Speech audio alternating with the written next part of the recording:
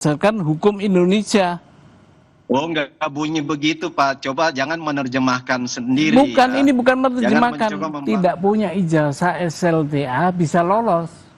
Nah, ada dugaan KPU saat itu adalah... Masih sampai Indonesia Malam bersama saya Friska Clarissa. Wakil Presiden Gibran Rakabuming digugat secara perdata. Gugatan didaftarkan seorang warga di Pengadilan Negeri Jakarta Pusat. Dalam Sistem Informasi Penelusuran Perkara atau SIPP, terlihat perkara gugatan terhadap Wapres Gibran didaftarkan pada Jumat 29 Agustus lalu. Penggugatnya adalah warga bernama M. Subhan. Sementara pihak tergugatnya ada dua, Wapres Gibran Rakabuming dan KPU Republik Indonesia. Dalam klasifikasi perkara disebutkan tentang perbuatan melawan hukum. Rencananya sidang pertama digelar pada Senin 8 September mendatang.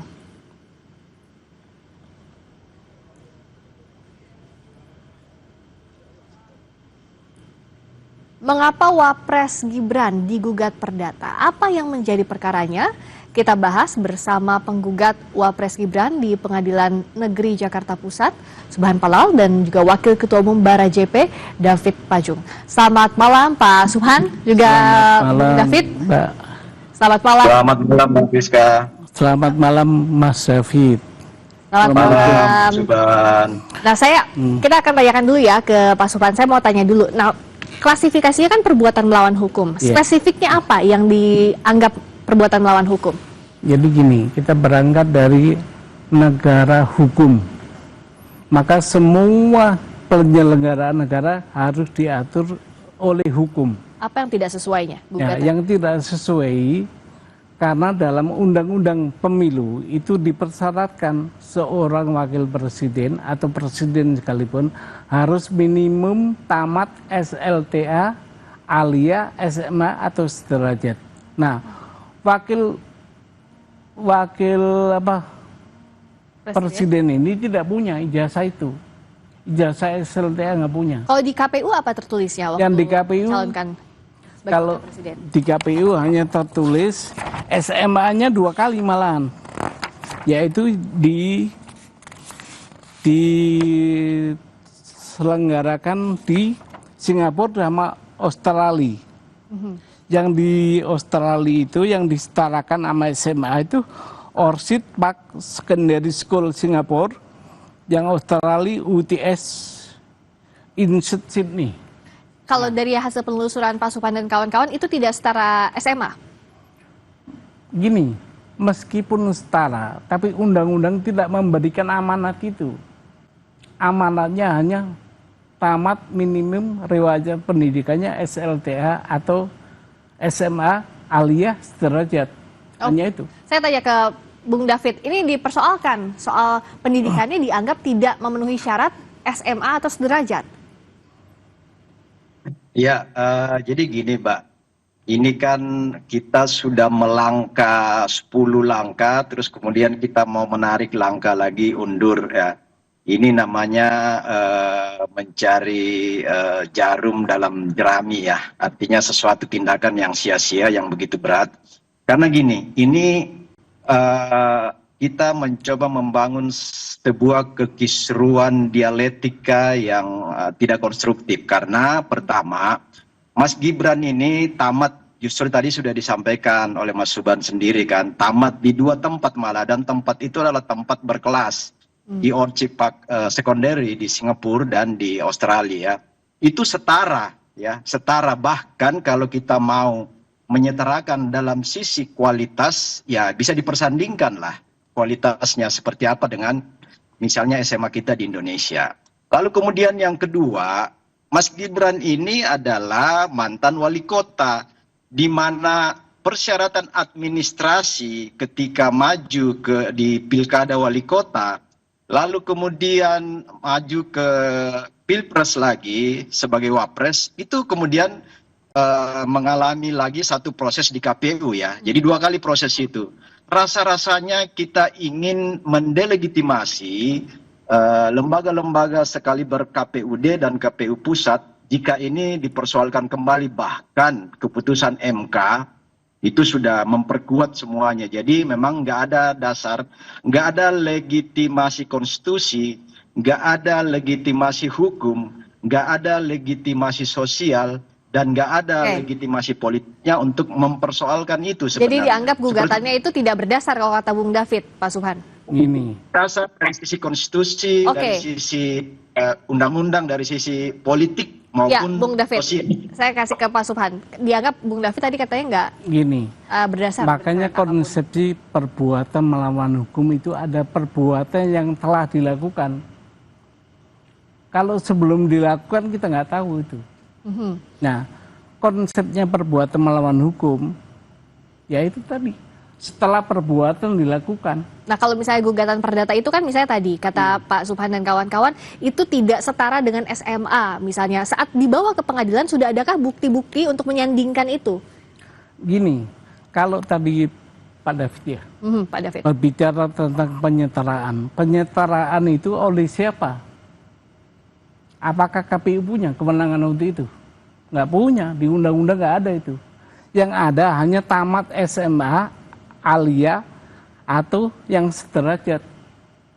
Artinya apa itu? Pendidikan STA yang diselenggarakan berdasarkan hukum Indonesia. Itu SMA-nya. Berarti kalau untuk pejabat yang sekolah di luar Indonesia, nggak bisa dong mendaftar atau gimana? Kalau persyaratannya nggak cukup, nggak bisa. Ini persyaratannya SMA. Dia nggak ada, ijazahnya nggak ada SMA-nya. Oh, ijazah SMA yang dipertanyakan? Bukan dipertanyakan oleh KPU, dibilang nggak ada. Oke, Bung David, nggak ada. Bung David nggak ada ijazahnya. Ini masalah ijazah lagi. Ijazah SMA-nya nggak ada, di KPU nggak ada. Bung David. Nah itu, jadi gini ya, di KPU itu ada mekanisme mereka. Ada mekanisme di dalam pemenuhan syarat administrasi dan syarat undang-undang, baik di ketika proses pilkada ya di KPUD Solo, Surakarta, itu sudah melewati tahap itu. Kemudian yang lebih tinggi lagi jangkauannya di KPU Pusat ketika Cawapres kemarin itu dilakukan hal yang tentu lebih saringannya lebih ketat lagi, baik dari sisi undang-undang ya, dari sisi administratif, termasuk tadi itu bahwa sederajat ya, bahasa hukumnya itu sederajat. Nah sederajat ini ya bukan di situ nggak bunyi bahwa itu khusus lulusan Indonesia. Coba Pak, di mana Pak Subhan temukan itu bahwa khusus lulus di dalam negeri atau pendidikan di Indonesia, kan nggak bunyi itu. Jadi prinsip hukum selama nggak ada bunyi itu maka nggak ada pelanggaran Pak. Dan ini kembali lagi ya, kita membuat kekisruhan lagi seolah-olah ini ada pelanggaran hukum ya. Kita mengabaikan mendelegitimasi tugas dan fungsi KPUD. Kemudian sekian puluh juta rakyat Indonesia, rakyat Solo yang sudah memilih Mas Gibran di Solo, rakyat Indonesia yang sudah memilih Prabowo Gibran di Indonesia itu dengan kemenangan 50% lebih ya, 56% itu kita mencoba mengabaikan itu. Ini hal-hal yang dicari-cari, kemudian kita mencoba membangun sebuah kekisruhan politik ya, kalau ini terus digoreng kepada hal-hal yang tidak konstruktif bagi bangsa ini. Bangsa ini coba maju lebih jauh lagi untuk bagaimana meraih Indonesia Emas dengan segala macam Jadi perjuangan. kita ada buktinya. Apa bukti yang dipunya oleh Pak Subhan, coba dokumennya? Gini, saya bacakan Mas David ya.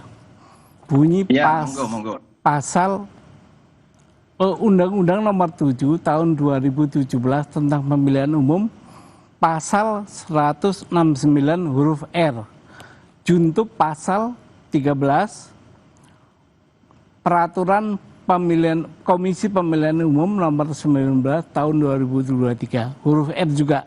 Bunyinya begini nih.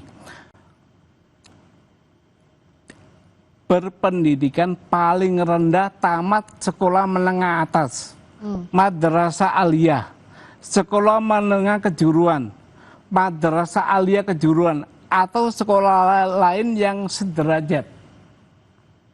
Cukup kan? Cukup definitif itu. Kenapa? Sangat definitif. Iya, definitif. Sangat. Nah, dia si wakil presiden ini nggak punya salah satu dari yang disebut ini. Sekolah lain yang sederajat, Bapak memahami makna sekolah lain yang sederajat itu gimana? Silakan dijawab. Makna lain yang sederajat itu adalah sederajat yang diselenggarakan berdasarkan hukum Indonesia. Oh, nggak bunyi begitu, Pak. Coba jangan menerjemahkan sendiri. Bukan, ya. ini bukan Jangan menerjemahkan. mencoba membangun Bapak interpretasi. juga jangan menafsir ke lain. Ini tafsir gramatikalnya begitu. Loh, Udah. KPU sebagai lembaga pelaksana pemilihan umum ya, baik di daerah KPUD dan di pusat itu KPU, itu sudah menginterpretasi itu berdasarkan kewenangan diskresi yang ada pada mereka, Pak. Dan itu kita yakini pasti berkoordinasi dengan lembaga-lembaga tinggi pendidikan yang formal di Indonesia. Karena kalau misalnya itu kalau itu diinterpretasi bahwa lulusan luar negeri tidak bisa, pastilah KPUD akan membatalkan itu ketika di Solo yang lalu. Kemudian KPU pusat juga akan menganulir itu atau menolak itu kalau itu diinterpretasi, diterjemahkan bahwa lulusan luar negeri itu tidak memenuhi Jadi kalau menurut Bung David, sederajat yang itu. sudah dilalui oleh Mas Wapres, yang dimiliki itu sudah diverifikasi oleh KPU, sudah dianggap sederajat, harusnya nggak jadi pasti masalah dong. begitu Bung David? Pasti dong, nggak mungkin itu ditetapkan menjadi ketukan palu oleh KPUD ketika calon wali kota dan KPU pusat ketika mencalonkan diri sebagai Oke, cawapres. saya ke Pak Subhan, nggak mungkin kalau tidak lolos verifikasi, toh sudah melewati di berbagai kota, lalu juga Begini, sampai ke sebenarnya pusat. saya tidak ingin lari kepada persoalan politik atau yang lainnya. Ini pure hukum. Pure hukum. Oleh karena itu kami uji di pengadilan. Nah, nanti kita lihat saja. Apakah boleh KPU menafsirkan pendidikan SMA sederajat dengan pendidikan luar negeri? Kalau diperbolehkan, diatur di mana di wewenang itu KPU? Nah, kalau pejabat, ini pertanyaan awam pastikan dengan gugatan ini, kalau pejabat dia lulusan luar negeri, legalisasinya berdasarkan hukum ini, kalau menurut tafsiran Anda seperti apa? Kalau pejabat lain kita belum tahu bagaimana persyaratan diatur oleh undang-undang. Kalau ini kebetulan diatur undang-undang secara limitatif. Limitatif harus menjalani pendidikannya di Indonesia? Iya, di Indonesia. Untuk SMA saja atau dengan... SMA, cukup sampai SMA aja. Oke. Iya. Nah, oke Pak Bung David dianggap bahwa ya ini untuk SMA saja, kalau tadi berdasarkan undang-undang, menurut tafsiran dari Pak Subhan, seperti itu, SMA-nya terbatas. Ya, itu kan tafsiran beliau, Pak Subhan, ya, dengan segala hormat ya. Itu tafsiran Pak Subhan. Karena gini, Pak, lembaga yang berwenang di dalam proses menerjemahkan administratif persyaratan calon itu KPU, ya. Nah, ini dasar hukum ya, dasar hukum dan dasar politik. Karena ketika itu tidak memenuhi kausal hukum undang-undang pemilu, pasti akan tercoret oleh KPU. Pasti itu, saya pastikan. Dan pasti akan dikomplain ketika itu. Kalau apa yang Pak Subhan sampaikan itu benar ya, itu pasti akan dikomplain baik oleh masyarakat maupun lawan-lawan calon oleh Mas Gibran dan Pak Prabowo kalau di tingkat capres-cawapres kemarin. Ataukah lawannya di KPUD di Solo kemarin, pasti akan diributin. Nah, ini kan nggak ada problem di soal itu sampai pada selesai di Solo, sampai pada proses pengetukan palu kemenangan di KPU pusat ketika Pilpres itu diketukkan palu, itu nggak ada problem sama sekali. Oke, selama ini dianggap kata Bung David nggak ada problem dari dulu sampai sekarang. Kenapa waktunya sekarang, Pak Subhan? Jawabnya nanti usai jeda di Sapa Indonesia Malam. Kembali di Sapa Indonesia Malam, saya ke Pak Subhan. Yang di pertanyaan Bung David tadi, kan kemarin sudah lolos di KPU tingkat daerah sampai ke tingkat pusat, kok baru sekarang digugatnya? Nah, begini Bu, ini sebenarnya hukum administrasi domainnya. Itu berlaku prinsip begini, sesuatu kebijakan atau tindakan pemerintah dianggap benar sebelum dapat dibuktikan sebaliknya. Nah, saya ini ingin membuktikan sebaliknya itu. Itu prinsipnya. Ini mendaftarkannya, tapi kalau dianggap ini hukum administrasi, kenapa nggak ke PT UN? Nah, pertanyaan bagus tuh. Saya udah ke PT UN, Bu, tapi kena dismisal. Oh, dismisal? Karena waktu. Perkaranya. Oke. Waktunya udah nggak cukup katanya. Jadi Sekarang larinya ke perdata. Iya, ini buktinya di dismissal. Penetapan dismissal ini ya. Iya. Oke. Karena bahwa dari segi waktu PT UN Jakarta tidak berwenang lagi memeriksa sengketa yang berkaitan dengan surat keputusan KPU tentang penetapan pasangan calon presiden dan wakil presiden RI. Makanya gugatan penggugat tidak diterima, begitu ya. Iya. Nah, makanya ini lari ke perdata. Ke perdata. Tapi dianggap apakah kalau dengan jalan perdata bisa masuk? Sementara ini perkaranya sebenarnya awalnya adalah HAN atau PT UN begitu. Bisa. Karena ada prinsip gini, residu semua pengadilan itu ada pengadilan umum. Kalau nggak bisa di pengadilan khusus, maka di pengadilan umum. Makanya diambilnya dari sisi perdata. Oke, Bung David, ini kenapa baru sekarang? Karena dianggap inilah perkaranya administrasi negara atau tata usaha negara. Nggak bisa ke PT UN karena sudah dismissal. Kalau menurut Anda, lewat jalur perdata ini bisa akan gol atau tidak? Ya, saya pikir itu bagian dari usaha Pak Subhan dan kawan-kawannya. Itu juga kita menghormati hal-hal yang bagian dari perjuangan dan usaha yang dilakukan Pak Subhan. Pada satu sisi kita ingin mengatakan bahwa ini bagian dari proses pendidikan politik dan pendidikan hukum bagi Indonesia, bagi masyarakat Indonesia. Kita ambil hikmahnya aja. Tetapi dalam satu keyakinan prosedural hukum yang sudah ada, rasa-rasanya itu sangat tipis untuk perjuangan-perjuangan kawan-kawan Pak Subhan dan tim itu bisa sesuai dengan harapan. Tetapi setidaknya ini menjadi satu case hukum untuk di kemudian hari ini bisa ada langkah-langkah antisipatif ke depan. Tetapi yang saya mau katakan begini, legitimasi konstitusional, legitimasi hukum, legitimasi politik, dan ujian akhirnya itu legitimasi sosial, itu sudah diraih semua oleh pasangan Prabowo Gibran sebagai presiden dan wakil presiden Indonesia. Dan itu resmi sah, gak ada hal-hal yang sedikit pun yang dari 4 sisi legitimasi tadi ya, konstitusional, undang-undang, administratif, hukum dan prosedural, kemudian sosial dan politiknya semua dapat. Nah, bagi saya ini bagian dari dinamika, tetapi pada satu sisi kita juga meyakini bahwa ini adalah usaha-usaha yang rasanya sia-sia karena pemerintah sekarang khususnya Presiden Prabowo dan Mas Gibran ini tengah berjuang untuk merealisasikan semua janji-janji politik dalam rangka mencapai tujuan berdasarkan campaign Asta Cita yang dikampanyekan oleh Pak Prabowo dan Gibran ya. Kalau jadi ini lebih fokus mereka ke sana. Nah, tapi kalau dari sisinya Pak Subhan, apa yakin nggak ada motif politik di balik ini? Gini, Mbak, saya ini bukan orang politik, ya. Saya ini maju sendirian nih, nggak ada yang sponsor atau nggak ada. Karena saya melihat ini hukum kita dibajak nih dengan begini caranya. Karena kenapa? Tidak punya ijazah SLTA bisa lolos. Nah, ada dugaan KPU saat itu adalah terbelenggu oleh relasi kuasa. Makanya KPU jadi tergugat 2? Iya, ikut kita gugat. Tapi tidak ada motif politik ini? Nggak ada. Maka minta, itu kan konsepsi PMH. PMH itu boleh meminta kerugian material maupun imaterial. Saya minta dibayarkan ke negara kerugiannya. Hanya ingin membuktikan saja begitu bahwa... Iya, bahwa ini nggak benar, ini nggak sekolah SMA ini. Orang ini, kenapa bisa jadi wakil presiden? Oke, Bung David, dianggapnya tidak ada motif politik sama sekali, hanya ingin menunjukkan bahwa tidak sesuai, tidak lolos administrasi. Ya, apapun itu ya, langkah-langkah ini kan sudah langkah politik. Bahwa menggunakan instrumen hukum itu kita hargai ya, kita sangat hargai Pak Subhan.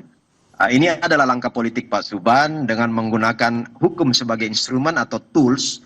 Tetapi yang berikutnya adalah sebenarnya juga patut dipertanyakan, Pak Subhan ini legal standingnya apa gitu kan, legal standingnya. Kalau setiap person dari 270 juta masyarakat Indonesia bisa melakukan langkah-langkah seperti ini, maka kisruhlah Republik ini. Aparatur hukum kita akan energinya akan habis untuk merespon ya, memproses hal-hal yang sesungguhnya ini bagi saya ya itu tadi langkah yang sia-sia karena sudah dilewati sekian lama ya, seharusnya Pak Subhan ini kalau mau memperkarakan itu ya paling nggak misalnya ketika ketukan palu KPU, ya ketukan palu KPU menjadi calon yang sah. Sehari setelah itu kalau Bapak menganggap itu ada pelanggaran hukum di sana. Karena yang diberikan diskresi, kewenangan oleh undang-undang untuk menginterpretasi dan menerjemahkan administrasi persyaratan untuk menjadi calon kepala daerah KPUD, calon presiden, wakil presiden itu KPU pusat, itu yang diberikan diskresi oleh undang-undang adalah KPU. Ya, jadi mereka sudah menunaikan diskresinya secara baik dan benar dan nggak ada problem ketika itu. Ya. Nah, ini yang bagi saya, kalau 270 juta rakyat Indonesia memainkan posisi sebagai Pak Subhan, mau jadi apa Republik ini? Mau dianggap jadi apa ini langkahnya Indonesia? Dianggap kata Bung David sia-sia, sudah lewat waktu dan ini harusnya disebutnya sebagai langkah politik kalau menurut Bung David. Gini, kembali lagi, apa kepentingan saya di politik? Nggak ada. Mau jadi apa, kita udah tua begini. Saya lebih sayang negara hukum saya diacak-acak dengan cara ini. Negara hukum itu amanat konstitusi. Ya. Nah, itu kan interpretasi Pak Subhan. Diacak-acak itu versi Pak Subhan kan. Versi 1 jiwa dari 270 juta, sekian puluh juta mengatakan nggak ada itu diacak-acak. Nggak ada itu. Jadi kita jangan membangun sebuah opini yang ya justru ini opini yang mengacak-acak hukum yang dibangun oleh Pak Subhan, silakan dijawab. Orang pribadi kan. Gini, bahasa itu ada bahasa yang berkembang. Kami ingin pure hukum. Kita buktikan bahwa wakil presiden tidak memiliki ijazah SMA sederajat. Itu aja. Hanya itu. Ingin membuktikan dulu. Iya. Perkara nanti diterima atau tidak, ya, urusan lain. Itu urusan lain. Karena kita yakin. Kita ini keyakinan. KPU sudah membuktikan, Pak. Fakta kita menang. Tapi keyakinan kita berbicara lain. Karena pengalaman ini ada kekuasaan di sini. Jadi dianggap ini adalah hak untuk menggugat, Bung David. Iya, hak kita sebagai warga negara. Hak untuk tadi saya katakan tadi itu hak pribadi ya. Hak pribadi setiap orang. Cuman kalau setiap hak pribadi seperti ini dilayanin oleh institusi hukum, maka akan rusak Republik ini. Kalau 270 juta orang mengambil langkah sama dengan Pak Subhan, kisruhlah Republik ini. Tadi saya mempertanyakan legal standing Pak Subhan itu sebagai person kan di situ. Nah, legitimasi politiknya terlalu kecil ya. Legal standing saya warga negara. Legal standingnya sudah cukup dianggap sebagai warga negara? Cukup banget warga negara. Ini untuk negara ini. Nanti sidang pertamanya adalah 8 September? Iya, 8. Sudah ada agendanya apa, membacakan gugatankah? Agendanya pembacaan gugatan. Jadi kita tunggu nanti 8 September pembacaan gugatan akan dibacakan di Pengadilan Negeri Jakarta Pusat, diterima atau tidaknya kita ikuti proses yang berjalan. Terima kasih Pak Subhan Palol, penggugat Wapres Gibran di Terima kasih Mas David. Selamat malam. Bung David Paju, Wakil Ketua Umum Barajp. Selamat berjuang Pak Subhan ya. Iya, Baik, terima kasih. Selamat malam.